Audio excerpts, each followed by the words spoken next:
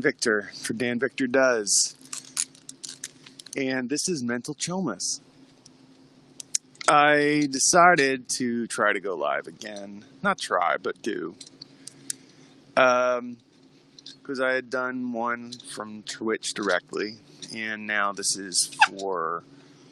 Oh boy, hold on a second. I left my.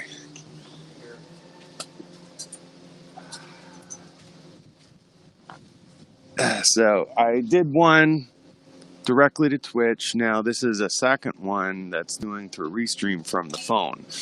So I'm just curious to do like an A to B. So mental chillness is about how chill I can be while going live. And does Dan freak out, or is he good?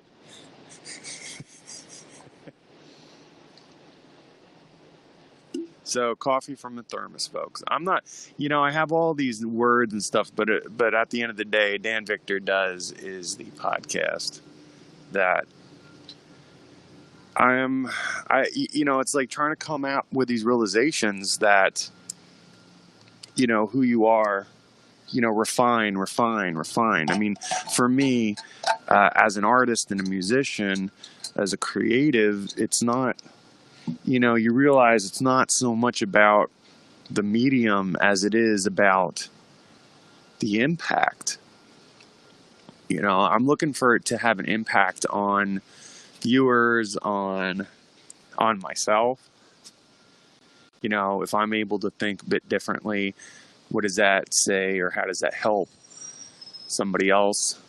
And that is important to me, because how I feel about my purpose is important. I mean, my value, what is it?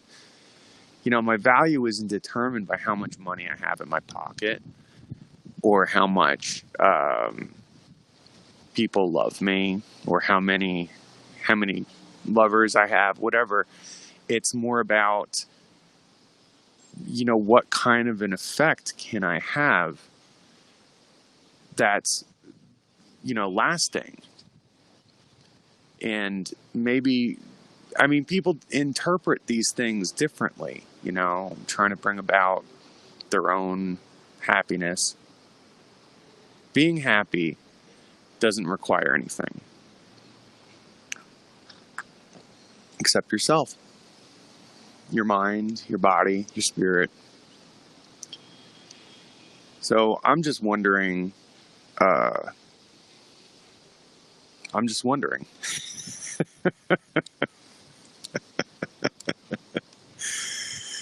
guess what I'm wondering is, how do you manage your self-worth because I think your subconscious manages your self-worth differently than your conscious mind. So, we have a lot of ideas about value, and especially how other people tell us that we're, what our value is. You're good at this. And then you think, oh, well, I'm good at this. Somebody thought that I was good at this. And just because somebody thinks you're good at something, it doesn't mean that you're not. But have you determined that is something that you are? Or is that a suggestion somebody made because of, witnessing you for a short period of time?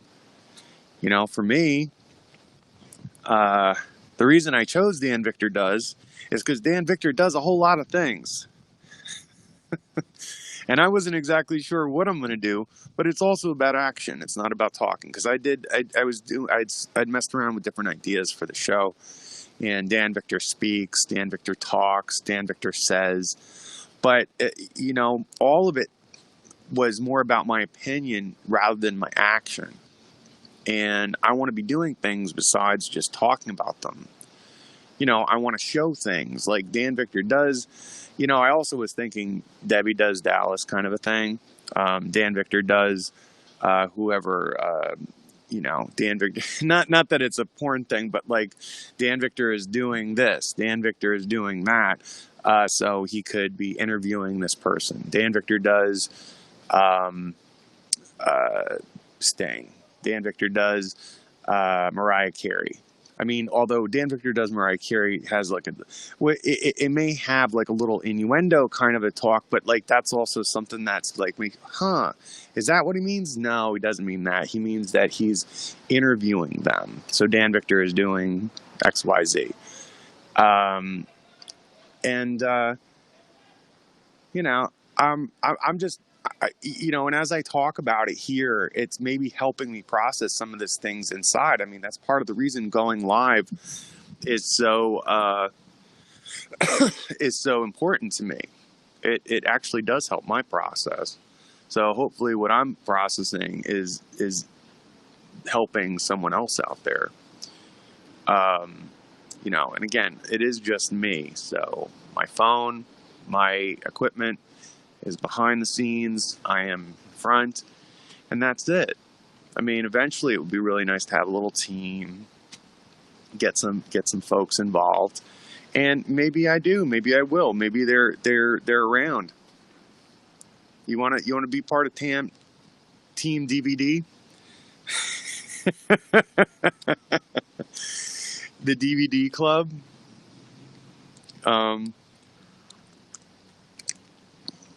I think the Dan Victor Does podcast is more than just about Dan Victor.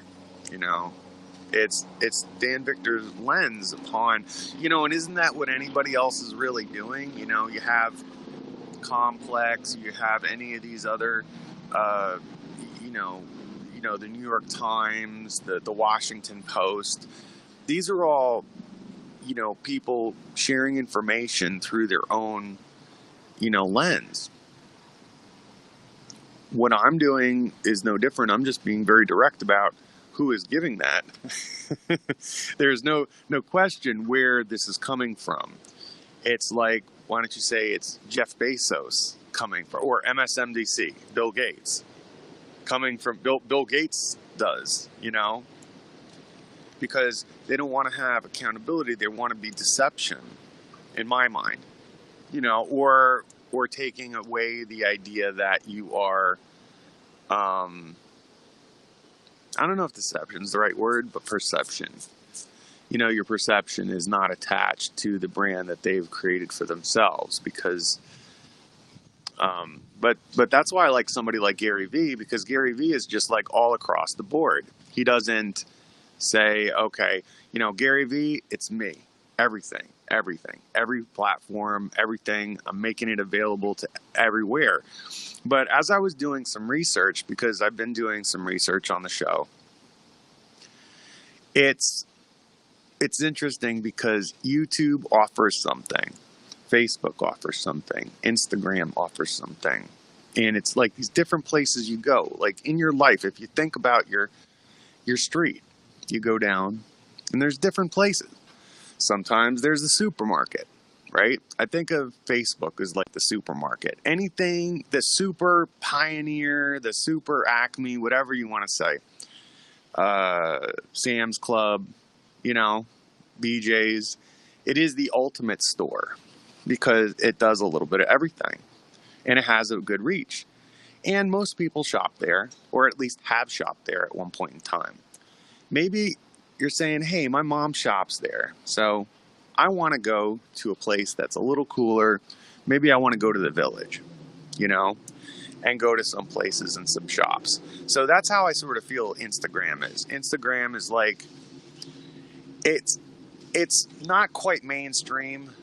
It pretty much is, but it's a little bit younger. It's a little bit hipper, but it's still, maybe so Facebook's a supermarket. Instagram is the farmer's market, right? Instagram is the farmer's market because you can go all over the place. Then I think of, all these little bodegas are sort of like Twitch. Twitter is like going to a fucking swap meet because there's just so many things going on, or flea market, depending on where you are, and it is just selling, I mean, all these online things have a virtual, have an IRL, equivalent.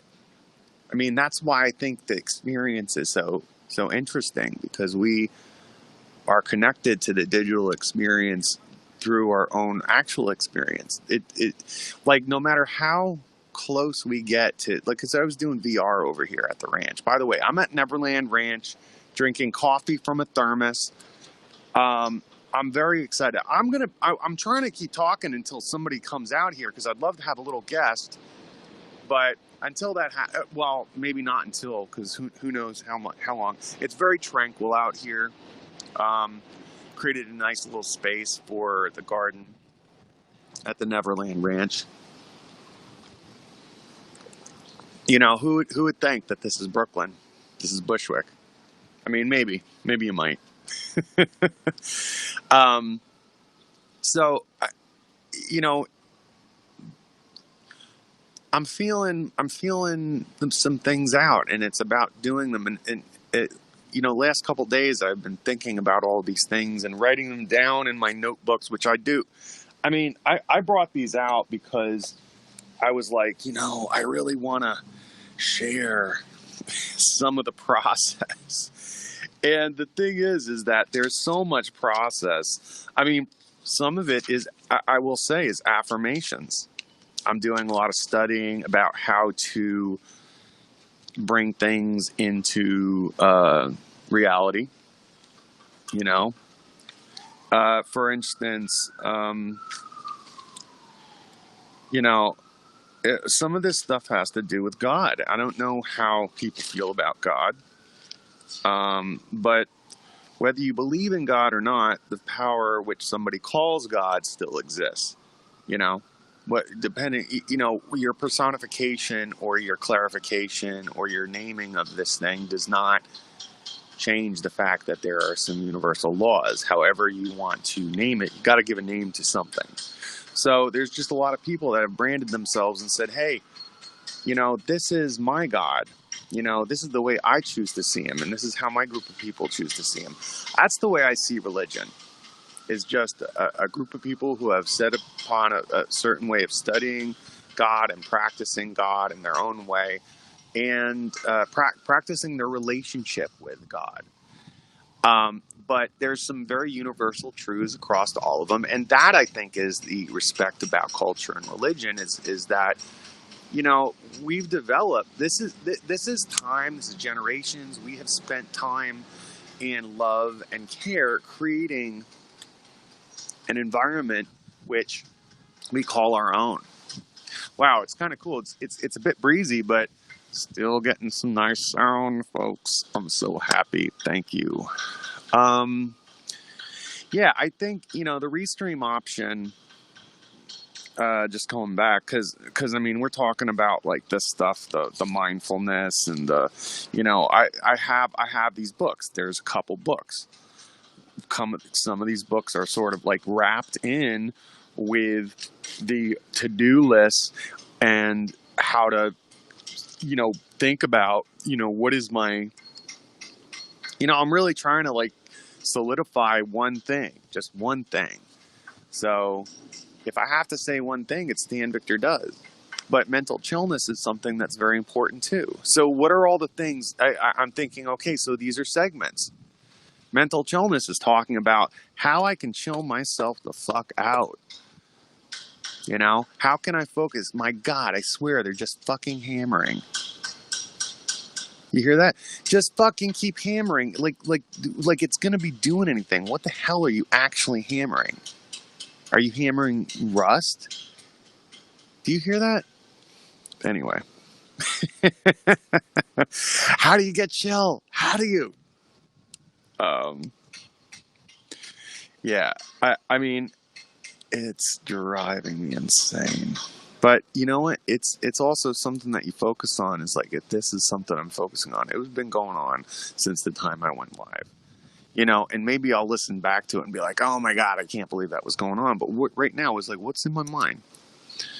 And it's shifting a lot because I have a few things, and this is helping me get it out. And I think that's the meditation of inner dialogue, external dialogue. Let me get my coffee. So Restream feels good because it just goes to all these platforms, and it's something I don't have to think about. I can just do. And then if I want to do something after the fact, I can, or it's minimal, it's manageable, you know, and I can share it. You know, I can share it, but I don't have to edit it. And about less work, because editing it after doing all the stuff to go live and coming up with all these things. And then, you know, maybe I even write an article about it, and then I share the article so that you can watch it on my page, which is the whole point anyway. So honestly, I think the Restream is the best possible thing. But then editing it is important for Instagram. So there is an edited version, and that edited version then that becomes the YouTube podcast or whatever. I mean, that's what's in my mind. And then if I have guests on this personal journey, then I do. But if I don't, it's cool, because this is what I do every day. You know, this is what Dan Victor does. That's what I'm exploring. I'm exploring myself. I mean, my journey. Your journey is like with me. You're along for the ride right now. And the reason why I also did this is because of branding. No one can take my brand from me unless their name happens to be Dan Victor. And even then, they're expecting to see someone else. When you build your brand around something that's trending, you know, or a concept that can easily be taken, you know, is it dependent upon like the concept of what it is? Or is it dependent upon the personality? Or is it a combination of both? You know, that's the thing I'm looking at. And these podcasters, they're interviewing people, and their episode is talking about whoever they're interviewing. And for me, it's a topic. And I liked Bill Burr because I've been doing some studying on the different people.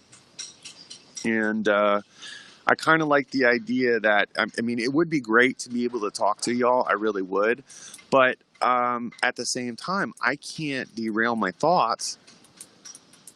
I'm just chilling, you know, drinking my coffee as it's getting less hot because I've been talking too much. I mean, is this thermos really keeping it warm, or do I need to have more to heat up the cup? You know? Yeah, I mean, I kind of was thinking that it's a matter of like, making some decisions that have to do. Oh, okay. It was just that my cup had gotten a little warm from talking. Okay, so Bill Burr. Bill Burr is interesting because he was talking about Cobra Kai. You know, so you say, hey, here are the things that I want to talk about. I have a little list. Bing, bang, boom. You decided ahead of time. I'm wrapped up in the technology. I'm wrapped up in simplifying it for myself so that the process is just easy. I'm trying to make my life easy. So I spend a lot of time trying to figure out how to do that instead of doing it, which informs the the problem. It's cyclical. And then you want to live your life. You want to be able to live your life and do all the things that make you happy, that have nothing to do with your art or your creative goals. My creative goals extend to, I don't know, they extend to a lot of things. That's also again part of the problem. But I realize that just talking myself isn't enough to interest other people, even though people would be interested. You have to involve other people in the mix. So I spent a lot of time just doing this myself so that I could get my program down then involving other people is the next step. Because I want to have, one, I want to be an advocate for mental health. I am an advocate for mental health. I mean, I'm not going to talk about it just yet, but there is something that happened, a personal event that happened to my family. And I don't think it's important. Like, I don't want to use that as a marketing thing. I don't think it's right. Exploiting thing. I don't want to exploit it. It's personal. I can share my own things. Like, I have bipolar disorder, and I've been living with it, and I've been recovering from it for the last 2 years. It's coming about 2 years now. I don't know when I measure it, but I think I can measure it by Halloween, because that's around that time is when I had lost my job. But I had been going through mania right about this time in 2018.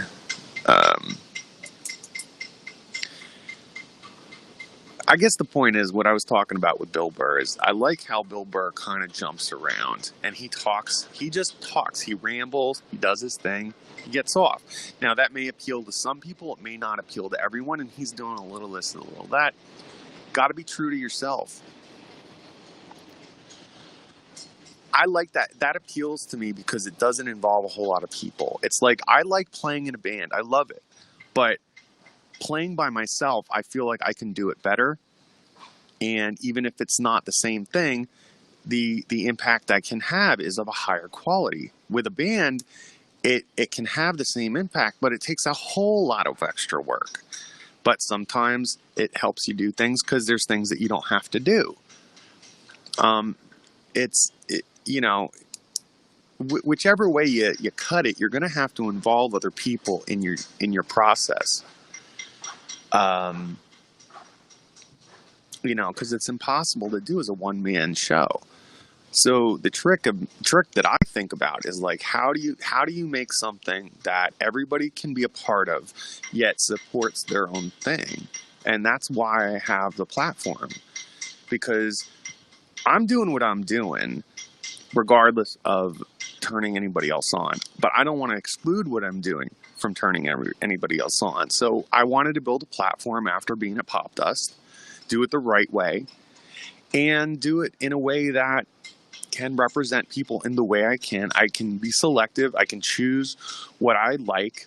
I can support my friends, and it can be a real sense of community, not just some money-making thing, which I also want it to be.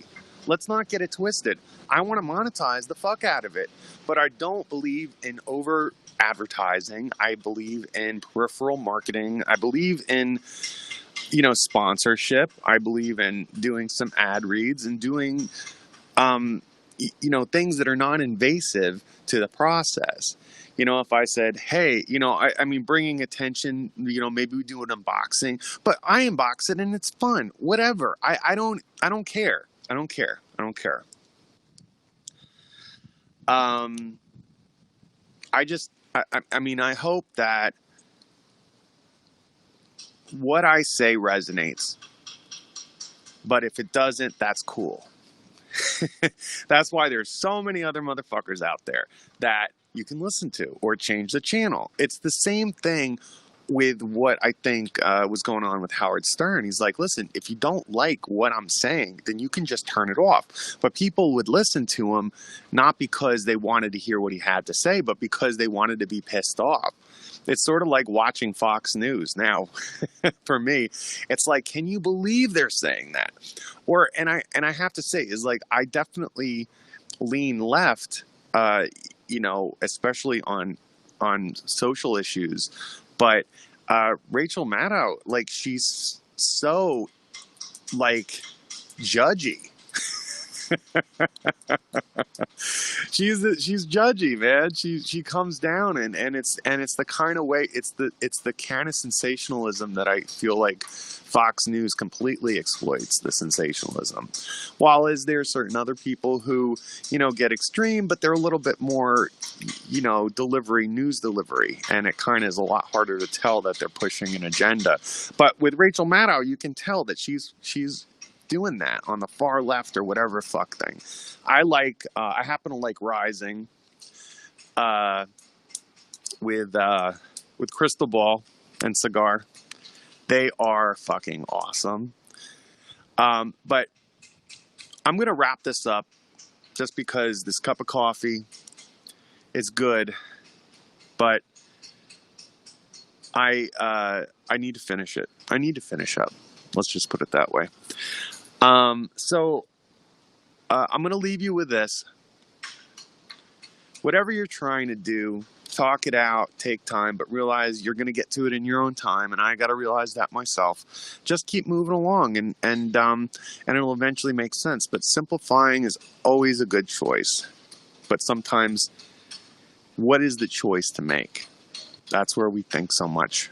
I think you feel it. You feel it out, and you feel what's right, and you put column A and column B and say, okay, and you compare these two things. Which one is it? Not camera one, camera two. Camera two, okay. Like when you go to the eye doctor, camera one, camera two.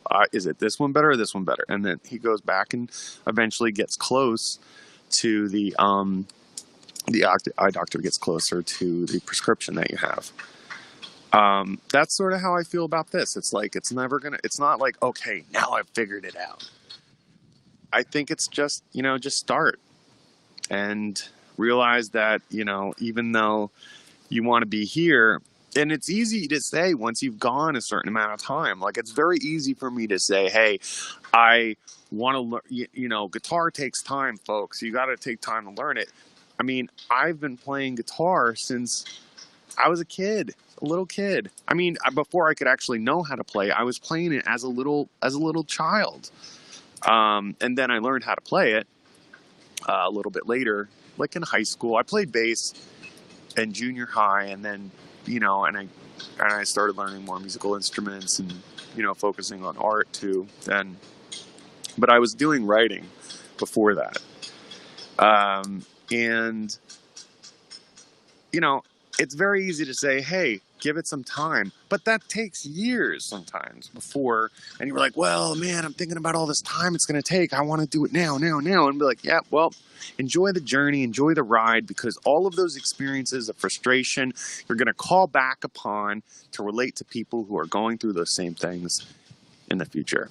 So cherish those moments of not knowing, because, then you're going to know. And it's like the challenge.